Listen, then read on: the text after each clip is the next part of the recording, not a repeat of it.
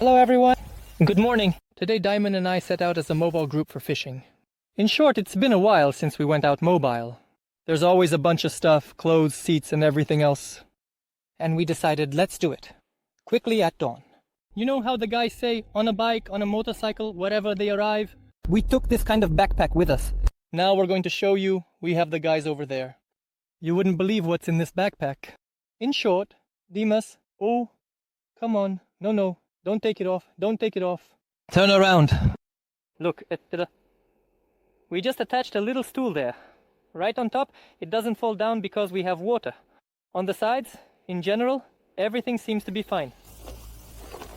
Fishing begins with mixing the bait. Today we will have 2 kilograms of bait, 1 pack of Tornado, Corn Bond Dual Sweet. And the second also sweet. Real fish, vanilla caramel. I chose the light one because it's summer, and I know that light biscuits and bread work well, so to speak, for the fish to eat. Well, we have 2 packs in 1 bucket, so let's mix it now. And the second pack too. Well, let's mix about 1.5, yeah, and set some aside for later. And the second pack we have is universal. Vanilla. Caramel. This is what is good about this bait in these packages. It is in a foldable bag. So if anything, you can zip it back up. And it will not. It spoils because regular bags, you know, are always a pain in the ass. Some kind of a pain in the ass. If we suddenly overwater a little, then you and I will add some water straight from the reservoir. Today we're going to catch roach, bream, and also crucian carp. This is a pond, and the water here is still. So in the summer heat, in still water, we'll tell you everything. Yeah, this isn't like mixing with a driver. Of course. So in the summer, in warm water we use light bait. Always with sweet scents. Alright, let's sort out our gear, and slowly put together the fishing rods. Everything should be just perfect. Let's take the pegs. This place seems good. Everything should be fine. Today we're fishing with the plush feeder. Yeah, the plush feeder, it's really interesting from Bionic. It's my first time using this. Golden Cage Bionic feeder 360, 80 grams. But it is a bit rough, yeah. It's a bit rough. I'm using my sniper as usual. The Bionic feeder has a 3QR type. Actually, they say that the QR type doesn't play a role in casting. Well, guys, I want to tell you that when you really put a lot of effort into your rod and your cast, it definitely plays a role. Yes, it really does. The upper part too, just the upper, whippy part. This section of the rod, yeah, but it does play a role in casting it a couple of meters further. The rods, yeah, but it does play a role in casting it a couple of meters further. Over there, far away. And here the fishing spot is about 45 meters. So we're taking at least a medium stiffness QR type. As they say, they start by assembling the upper parts. Yeah, we're assembling the QR type from the top, and then we move down to the butt. Diamond, I'm putting this together right now, and I'm thinking, hey, did I even grab the reel? Do you understand what the deal is? Now we're going to check where our reels are. Are they at least in the backpack? So, I've got a 4000 reel. Also the Golden Cash Bionic feeder. It's just the right match for this rod, and the color is the same. We collect antlers and checks. We took them separately because they are wide up but convenient and will be used for fishing with the same type of bait as Dimas. It's all good. Yeah, where can we find something that will lightly dust the roach right here? So, we insert the horns in here. Further away, preferably. But don't get distracted too often because there aren't that many feeders. We took... Should I give you 40 grams or 50? Here, try 40 grams, it's a good net. This is the kind of feeder I was talking about. One is metal, the other one is like this with wings. Well, let's see which one works better. What nuance could there be here? The nuance could be in the feeder. We have different feeders. There's this net, plastic, and there's this metal one. Right now a pretty strong wind is picking up and the fishing spot is far away.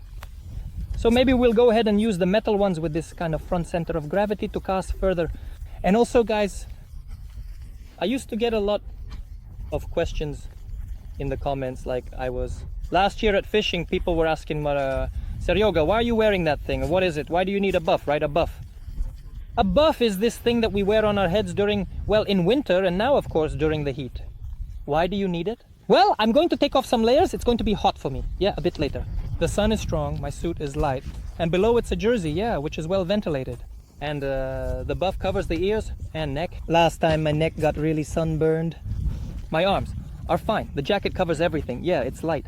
And my neck got completely burned. So guys, I'm going to put on this thing. If anything, you know, make one for yourself. Or you can buy it. It's like this cover, roughly speaking, a buff. Yeah, it doesn't cost much. But at fishing, it protects you, especially athletes, all those who are on boats, you know, riding on camels. Yeah, all of these. The little duck went, and they're all in short, wearing such buffs because their faces get really sunburned after a day of fishing. You're gonna have a really windburned, sunburned face, and then for about a week you'll be... So the rig, today, we're taking a paternoster, and we're going to make a loop at the edge. About the 8 knot.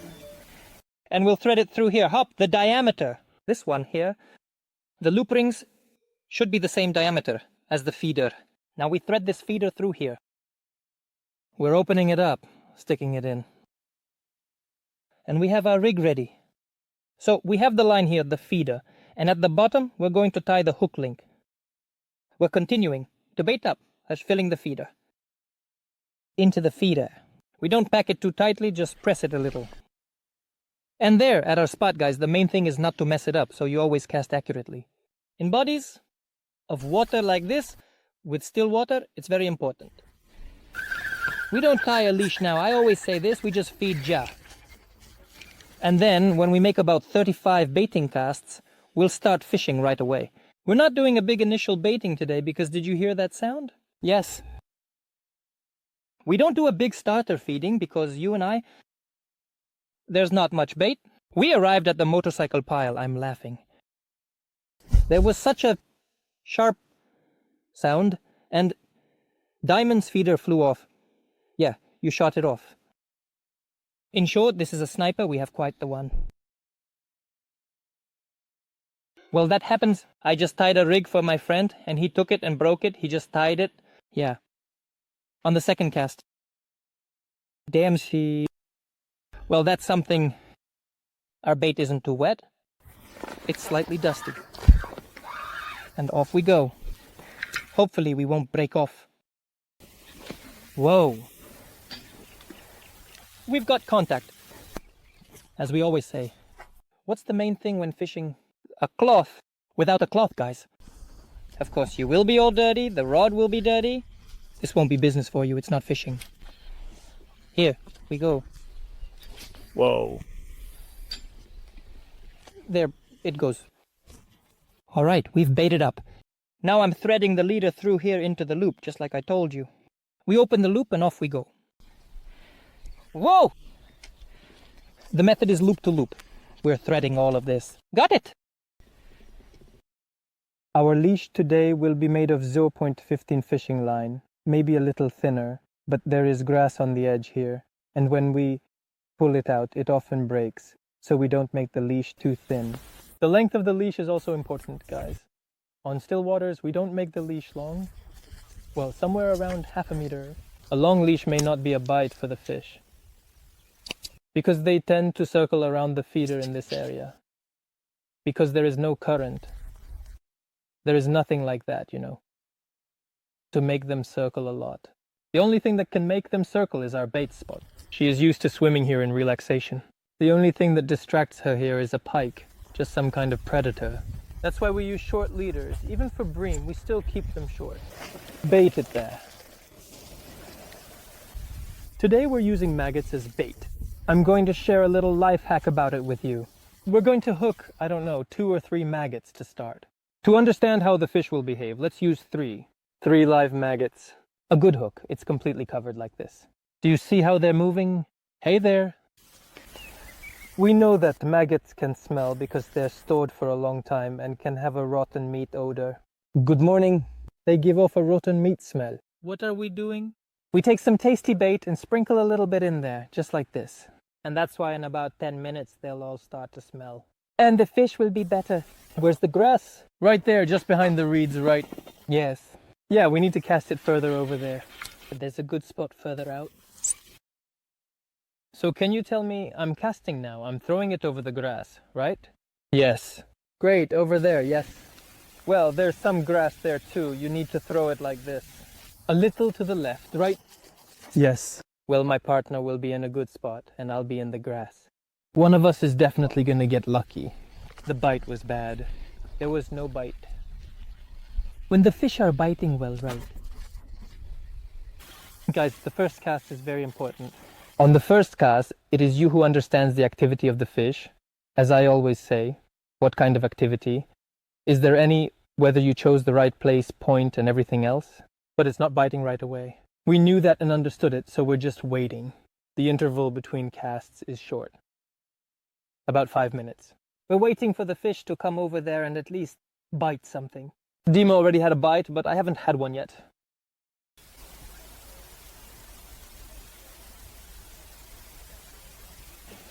There was a light touch, like a small bream, you know. It took it, tugged a bit, and then let go. Here, just like in the river, the dragging method can work. On the bottom, so we have it lying there, we slightly... Oh, it's biting again. I'm not going to drag it yet, because there's a bite happening. We tightened the coil a little. It fits just like that, but well, I don't get it. It's these tiny little movements, you know. It doesn't take it sharply with a big hit, but just a little tugging a bit. So you can also try dragging. It slipped by. We pulled the key a little and dropped the feeder. It slipped by. It turns out that the nozzle has been extended by us, and the fish that are active should fly there immediately. But, as a rule, pulling works better on rivers, reservoirs, and stagnant bodies of water and ponds. Dragging along the bottom isn't that effective. The fish here are more passive. They don't chase after all these bugs, worms, and food. There is a current in the river. She's used to the fact that in the current there is always someone swimming with something. So here, they're more sluggish. You really need to tease them during the pause in the bait.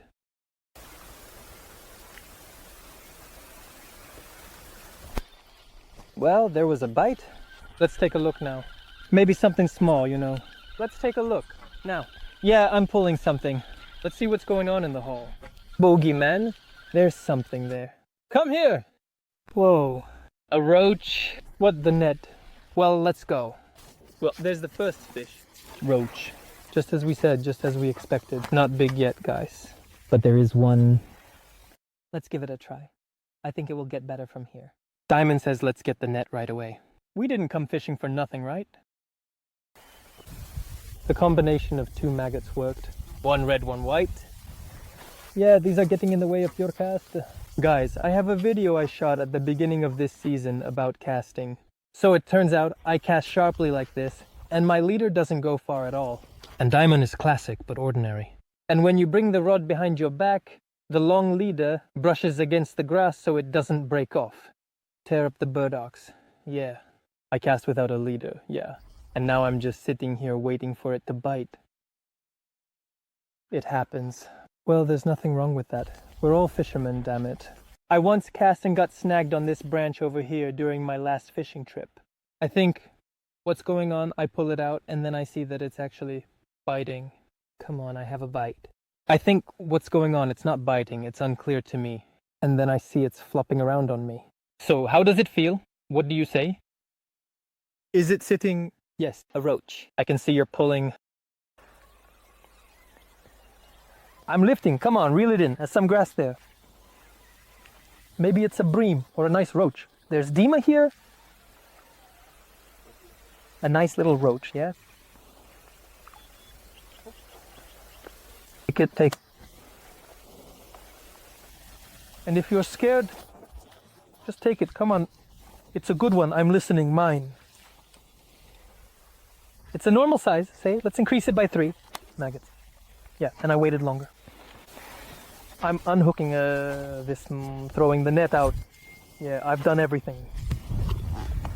The guys are catching fish, slowly but surely it was opening up. It was opening up. Everything will go as it should. I need to get the maggots out of the old bucket. So, could you please pass me the jar?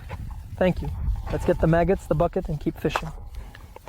And 2, 3 maggots, it doesn't matter. When the roach comes, it sees it and takes it on its own, so there's no need to be shy. When the wind is strong, guys, put more effort into the feeder. Don't be afraid, it's set for a good cast. Put in more effort, both of you. And then you won't miss, but hit the spot. There's no need to be afraid. Right, Dima? I got snagged once or twice, but that's all nonsense. You'll retire it. The main thing is the fish. Let's go!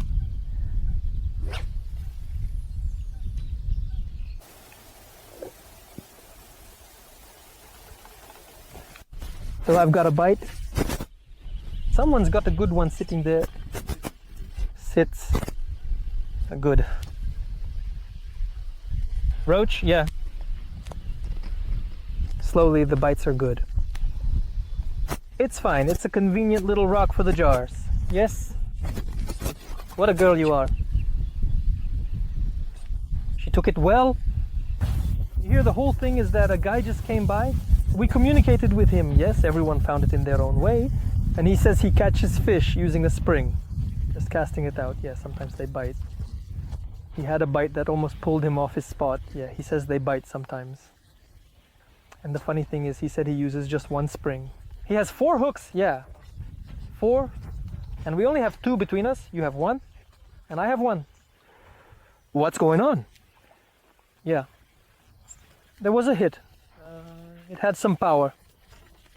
When it's a good roach, well, damn it, you know. Why do you need 4 hooks, yeah? I mean, I can hold it. If you want, I can... Hold it, quietly. Hold the day yourself. I won't drop it yet.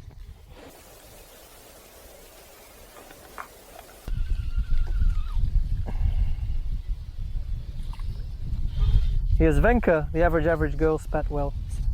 Now I'm going to try to share a secret with you that no one knows about. You know? What to do when there are no bites. You're right, as soon as you start eating, the bites start happening right away.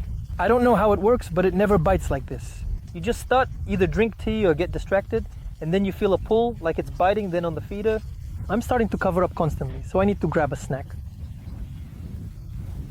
Victims. It always happens as soon as you start eating, that's it. Write in the comments if it happens to you too, guys. So you're just having a snack, and she's having a snack too, yeah? How are you showing it? Come on, darling. The demon also started casting today. Like, I'm not scared anymore. Unlike before with Podoshkov, I don't know. And now you can see how this shock and the tackle work. It's so convenient, quick and good. We're doing pretty well with the fish already. Not bad, we'll sit for another hour and then wrap it up, but I'll let you know when it's time to pack up. Eat. Another nice little roach. It comes to us, to Bodayet. Already under the bank of the guys, it butts. Butts. There is a feeder. Then boom. But a good roach. Nothing to say. Great. Such an interesting one will bite. And what a glitch. What a bore at all. Yeah. It's great here with 3 maggots. Diamond put on 3 maggots. And this little roach is biting. Now let's try again with 3 red maggots. 1, 2, 3 pure red ones. And on such a tackle, or rather a nozzle, Diamond caught the bait. The difference, the nozzle, the bait in what? It's already biting. Yeah, it's really biting now. Is the bait dough... It's not alive, it's bait, it's an animal? Yes. That's right.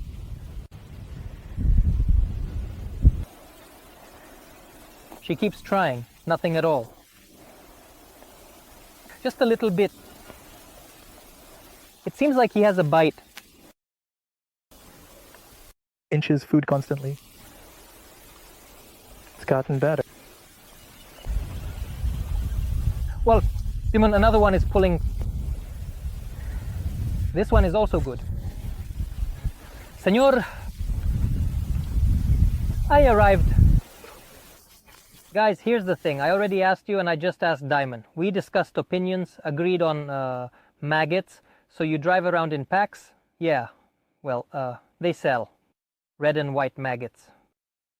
What do you mainly catch with? How do you do with the red ones? Also red. That's dyed, right?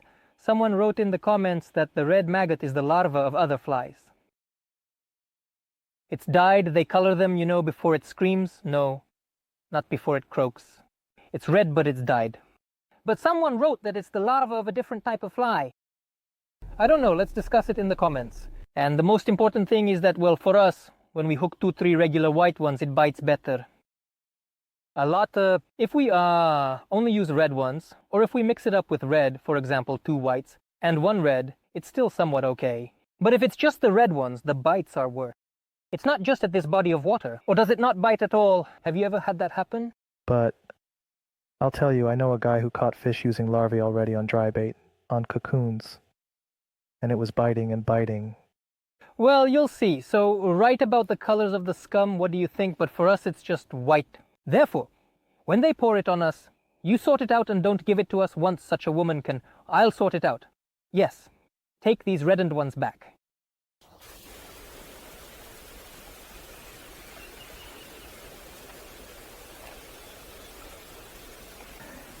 Right now our fishing tempo has changed a bit.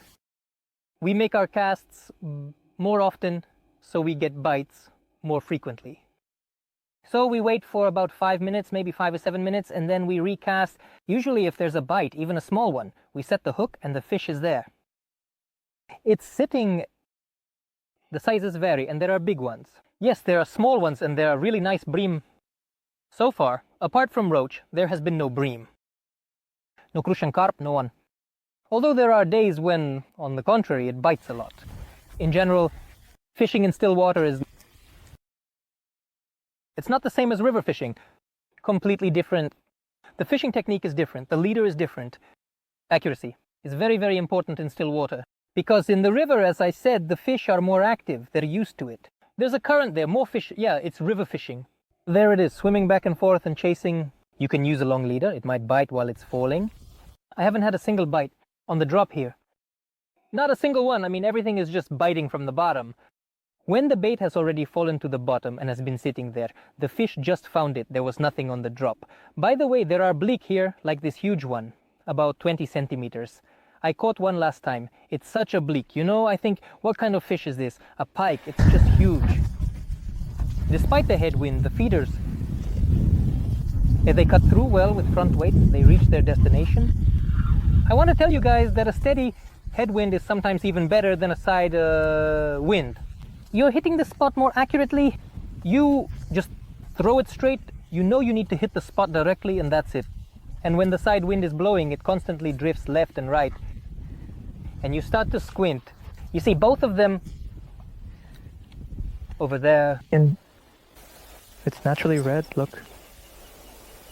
I've never seen like this. Red.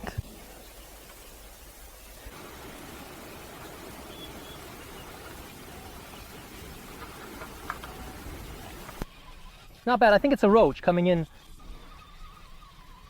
It's a good size. We're banging it. A bite. It definitely wasn't anything. Until it's good. Well, what can I say? The red maggot, what works? These are myths made up by fishermen, probably to excuse themselves for not catching anything and their failures, especially a nice roach like that. Look, 3 red maggots just flew in. Even nice catch. Dimona, got it, nonsense, that's it. Both in the net. Another fish. It's slowly coming to us.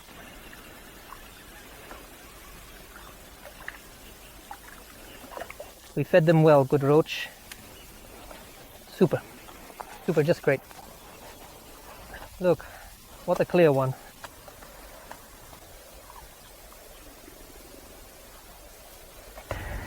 In the last video about feeder fishing, you asked me, Sergey, do you use a shock leader? No, guys, I don't use a shock leader because I don't need it here. I cast to the point, and even on my line. Besides, my line isn't very thin here, so I don't have to put too much pressure on my finger. It doesn't cut into it. For those who don't know what a shock leader is, let's say, Diamond, what is a shock leader? Of course. Not. No, a shock leader is a part of the line that is thicker than your main line and is usually twice the length of the rod. So you have a thick line coming onto the reel, and when you make a good cast, for example, with a heavy feeder, all the load goes onto this line, which is twice the length of the rod. Then there's a light knot. It comes out, and here's your thin cord with a thin line. You can't put too much effort into it. You could easily snap the line during the casting. Yes, and a thin cord comes out easier. That is, you can't put such force into a thin one. It can come off, just break. And this piece of line, so I don't need it. It's also used where there's a nasty ledge, as we say. One that growls at you, barks, right, and bites with shells, like when we fish in reservoirs sometimes. Such a sharp eyebrow, you know, a big angle. And with the shells you keep getting cut. That's where it's used too. And what is a feeder gum? A feeder gum is a small piece of special rubber too. We don't use it because the fish are fine. The fish pulls normally, yeah, and a big sky to absorb the leader. It absorbed the leader in principle, if... Try it on the next fishing trip, let's say, with a leader and a piece of rubber. Got it. So, that's the feeder gum. If the leader is thin, maybe it will bite better. Well, we're basically satisfied with the bites. There are no bites on the fly, only from the bottom, so we didn't get snagged. We already have enough leader here. A thin line. You could try it for sports interests, but not on this fishing trip, you know. Today we're doing classic fishing, just taking it easy. And I also wanted to ask, do you guys like this kind of setup? I don't know, just a thought. As we said, compact mobile fishing without any chairs, platforms or anything, just purely lightweight. Yes, as they say, they took it, and I say on the stools, here is the backpack, and they arrived. If so, let us know. Then we'll either ride bikes, or walk, or maybe we'll just sit down together, you know? Of course I'm joking. Did you go overboard with something? That's why I think that this will work for you, but you're all like that. Yeah, just take something light, just to walk around or ride a bike. In summer, with a motorcycle, there are a lot of things, and it gets tiring to carry them all the time. Yeah, for a night out, when it's for a long time, or for a day like today, when we fish from morning till noon, what we have is enough. Here's such a wonderful fish. We're getting ready now. We'll take out the net and show you the fish. There's something, there's nothing, but overall, I want to say it's pretty good for a still water body. We had a great time fishing. There was one annoying snag, even for Demon. Well, most likely a bream. He came to us, but we're already getting ready. Finally to the spot. It took a long time today. Here's our catch. Good roach. This is assuming that we, well, the small ones, threw them back and released them. Diamond. I'm happy. Tell me, it was awesome. Of course. Everything was good.